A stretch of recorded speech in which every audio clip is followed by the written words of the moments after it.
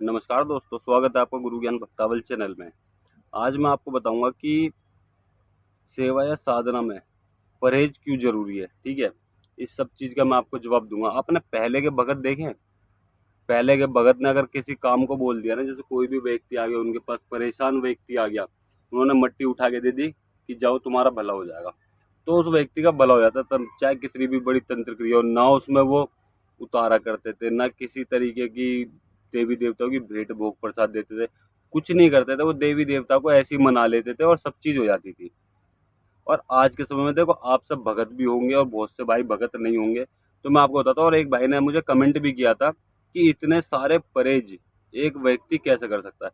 देखो मैं आपको बता दूं, एक व्यक्ति इससे भी ज़्यादा परहेज कर सकता है। अगर सेवा साधना में आना है ना, तो इससे भी बहुत ज़्यादा परहेज होते हैं जो एक व्यक्ति खुद ब खुद कर सकता है। अगर उसे अपने हाथ में जस चाहिए, अपने देवी देवताओं में पावर चाहिए, तो वो बिल्कुल कर सकता है। अगर उसका समझ लीजिए सब कुछ सही चल रहा है, तो वो नॉर्मली कि हाँ उसका तो सब सही है, वो क्यों करेगा परहेज। लेकिन जो व्यक्ति परेशान है ना, जो व्यक्ति चाहता है मैं जग कल्याण करूं, तो वो परहेज करेंगे। ठीक है, जग कल्याण के लिए भी, अपना घर परिवार सुख शांति के लिए भी, और अपने घर में हर चीज की शांति के लिए वो इन चीजों को करेंगे। कई बार ऐसा भी होता है कि आप भगत बन गए, आपके घर में फिर भी कोई भी आराम नहीं मिल रहा, कोई ना कोई परेशानी है, अब भी घर में कोई आराम नहीं मिल रहा। ऐसा क्यों होता है? इसी वजह से होता है कि जो आपके घर में रोग है ना, उसकी पावर आपके देवी देवताओं से ज्यादा है, और इसी वजह से आपके देवी देवता के साथ में वो रोग मिल गया है। अगर आप देवी देवताओं के लिए परहेज करोगे, नियम करोगे, क्यों बहुत सी बार मैंने ऐसे भी देखा है कि देवी देवता के भगत बन गए, सब चीज कर ली, अब देवी देवता ने कोई नुकसान कर दिया, कोई परेशानी कर दी, तो उसके बाद क्या होता है? मान लीजिए कोई रोग आ गया घर में, आप देवी देवता की सेवा नहीं कर रहे, परहेज नहीं कर रहे, कुछ नहीं कर रहे, परहेज कर रहे हो लेकिन तोड़ भी रहे हो, मतलब कि आप परहेजों को तोड़ भी रहे हो, ठीक है?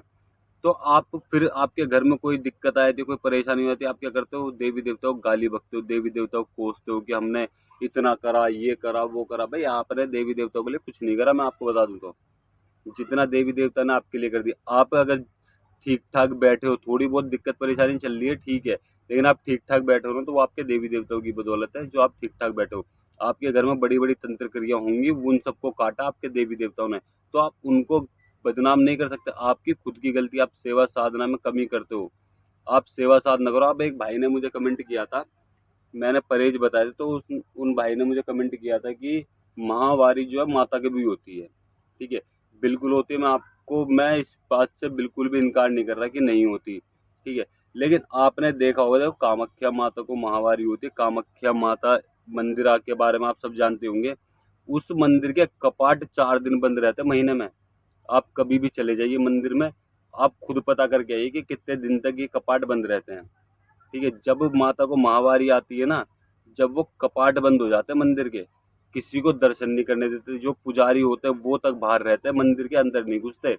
कपाट बंद हो जाते हैं, वो 4-5 दिन बाद ही खुलते, तभी उसमें दर्शन होते हैं, उससे पहले दर्शन नहीं होते।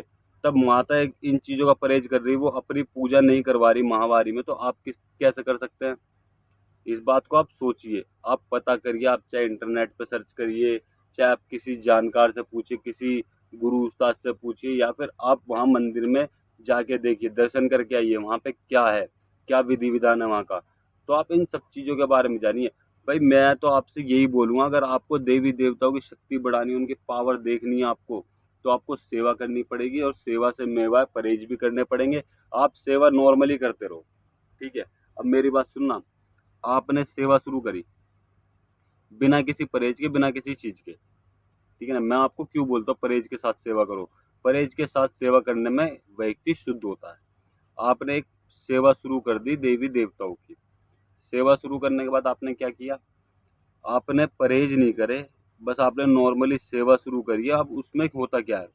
आपने देवी देवताओं की सेवा शुरू कर दी, आपने परहेज नहीं करे, अब आप परहेज हर चीज कर रहे हो, तो आपको वो अनुभव नहीं होंगे आपकी सेवा में, ठीक है ना? वो अनुभव बिल्कुल नहीं होंगे।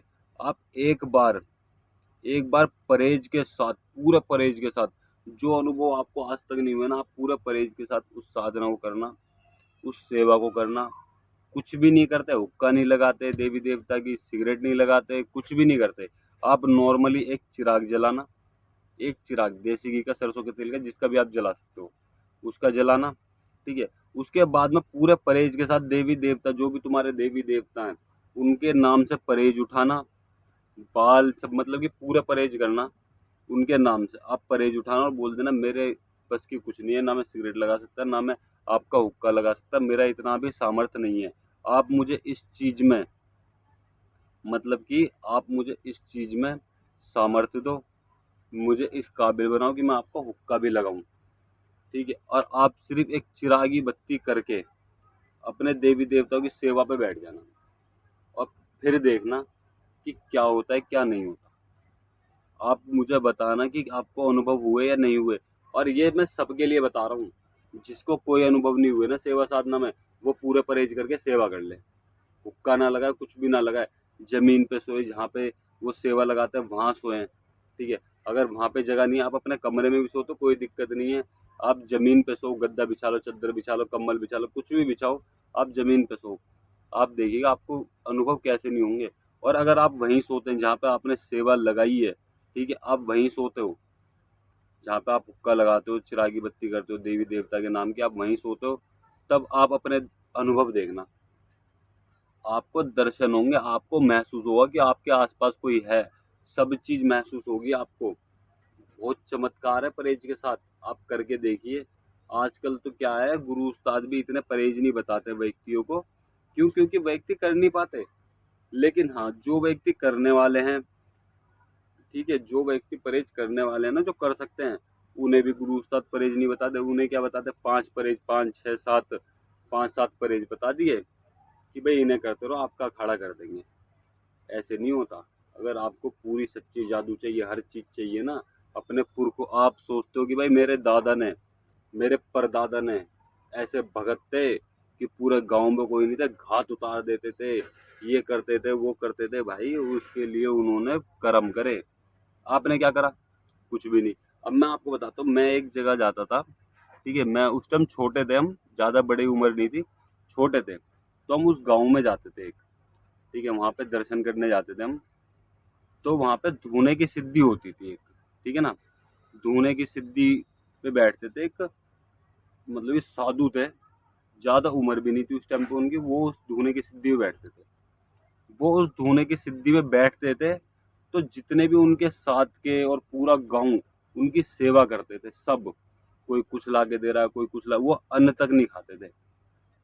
सिर्फ क्या खाते थे? फल फ्रूट दही दूध, ये, ठीक है, अन्न नहीं खाते थे, रोटी नहीं खाते थे जब तक वो धूने पे बैठे हैं। वो 40 दिन का धूना लगाते थे, ठीक है ना, वो अन्न कुछ भी नहीं खाते थे, सिर्फ फल फ्रूट दूध दही पे रहते थे। तो इसके साथ साथ उन्होंने इतनी, मतलब कि इतनी वो थी उनकी मान्यता कि दूर दूर से व्यक्ति आते थे उनसे, उनसे मिलने, उनके दर्शन करने, ठीक है, और पूरा गांव तो उनकी सेवा करता ही था। और मैं आपको आज के समय में बता दूं, कोई व्यक्ति धूना लगा के बैठ जाए, आज के समय की बात है ये, कोई व्यक्ति धूना लगा के बैठ जाए, उसके चेले नहीं आएंगे। जो धूना लगा रहा है ना, अगर उनके चेले हैं तो वो नहीं आएंगे। कोई आस पड़ोस का कोई झांकने भी नहीं जाएगा वहाँ पे कि वो व्यक्ति धूना लगा रहा है, तो चल हम थोड़ी जाके अपनी सेवा दिया है, कुछ करिए हैं। धूने पे अगर आप अपनी सेवा दोगे ना, तो आपको फल मिलेगा, आपके जितने भी कष्ट होंगे वो सब कट जाएंगे, अगर आप धूने पे सेवा देते हो तो। जो धूने पे बैठा है उनके हाथ पैर दबाओ, उनको फल फ्रूट इत्यादि भोग प्रसाद दो, ठीक है, उन्हें खाना बना के दो, आपके कष्ट कट जाएंगे, इतनी मान्यता होती है। लेकिन आजकल लोगों को कुछ नहीं पता। आजकल क्या है, धूना लगा रखा है, अरे लगा रखा होगा किसी चीज़ का, वहाँ पे जाना नहीं है, तो इस चीज़ से आप निकलो, हर चीज़ करो, सेवा साधना करो, परहेज करो, अपने लिए, अपने जग कल्याण के लिए, अपना घर परिवार के लिए। कोई व्यक्ति धूना सेवा साधना करता है तो उसकी इज्जत करो, उसकी साधना में सम्मिलित हो, उसको भोग प्रसाद अर्पित करो। वो कुछ नहीं खाता, मान लीजिए फल फ्रूट उसने सब चीज़ त्याग रखे हैं, अपने आप बना के खाता है, तो आप उसके लिए भी कुछ उसे प्रसाद दे सकते हो, ठीक है, उस पर धूने के लिए प्रसाद दे सकते हो कि भाई ये चीज़ चढ़ा दो मेरी तरफ से। तो इस तरीके से आप वहाँ पे अपनी सेवा दे सकते हो। तो आप इन चीज़ों को करो, आपको कैसे रिजल्ट नहीं मिलेगा, बहुत अच्छे अनुभव और बहुत अच्छी तरीके से रिजल्ट मिलते हैं इनके। और अगर आपको और भी ज़्यादा जानना है ना, तो आप मुझे कमेंट जरूर कीजिएगा, मैं आपको और ज़्यादा बताऊंगा इस चीज़ के बारे में। और अगर आपको हमारे द्वारा दी गई जानकारी अच्छी लगी हो तो वीडियो को लाइक करें, चैनल को सब्सक्राइब करें और बेल आइकन जरूर दबाएं, ताकि हमारे द्वारा दी गई जानकारी आप तक समय पर पहुंच सके।